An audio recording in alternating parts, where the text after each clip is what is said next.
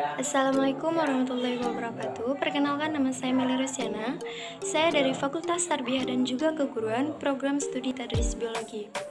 Baiklah, di sini saya akan membuat sebuah video tugas dari mata kuliah Pengetahuan Laboratorium dengan dosen pengampu Ibu Suraida mengenai penjelasan cara penggunaan alat sphygmomanometer manual dan juga cara penyimpanan alat tersebut. Selamat menyaksikan. Sphygmomanometer adalah alat ukur tekanan darah yang berasal dari kata Yunani sphygmos dan kata manometer. Alat ukur ini dibuat pertama kali oleh Samuel Siegfried Karl Ritter von Bach pada tahun 1881 dan dikembangkan lebih lanjut oleh Scipione Rivarocci dan Hervé Gossin.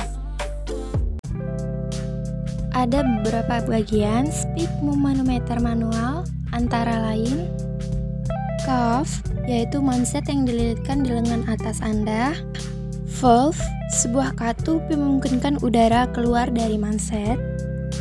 Stetoskop, yang digunakan untuk mendengar suara darah mengalir kembali melalui arteri. Pump, atau pompaan gembung manset untuk menghentikan aliran darah di arteri Anda selama beberapa detik. Dial yang bernomor atau kolom air raksa dapat digunakan untuk merekam pembacaan tekanan darah.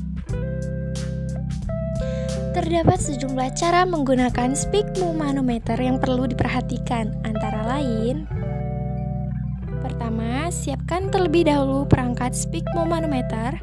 Letakkan perangkat di meja agar Anda dapat mengoperasikannya dengan mudah.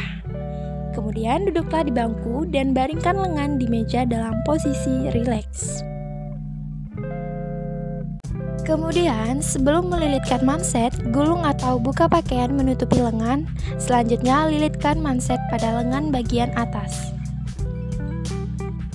Manset dililitkan sekitar 2,5 cm di atas siku.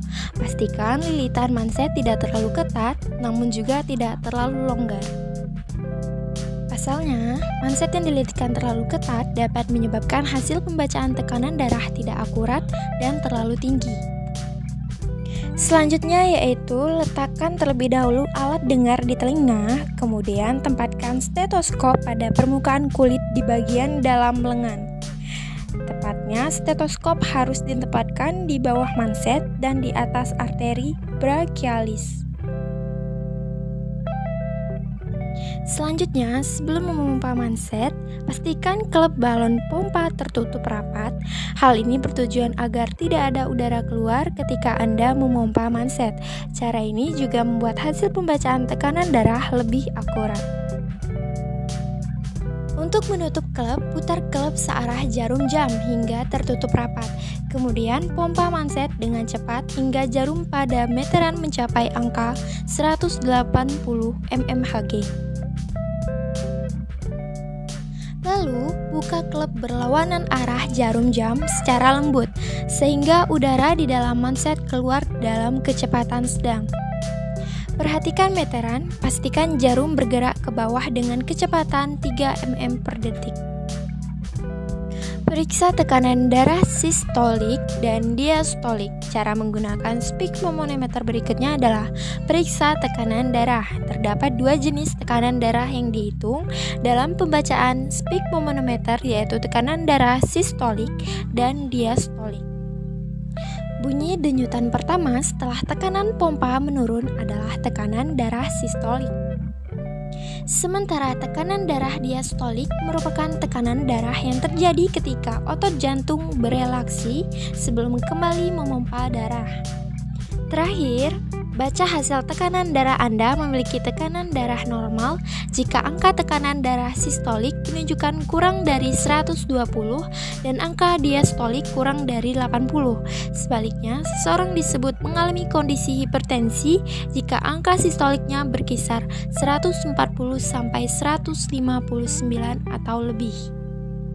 Terakhir, jika sudah selesai melakukan pembacaan tekanan darah, simpan kembali alat sphygmomanometer pada tempatnya. Yuk, selanjutnya kita bahas bagaimana sih cara penyimpanan alat sphygmomanometer manual.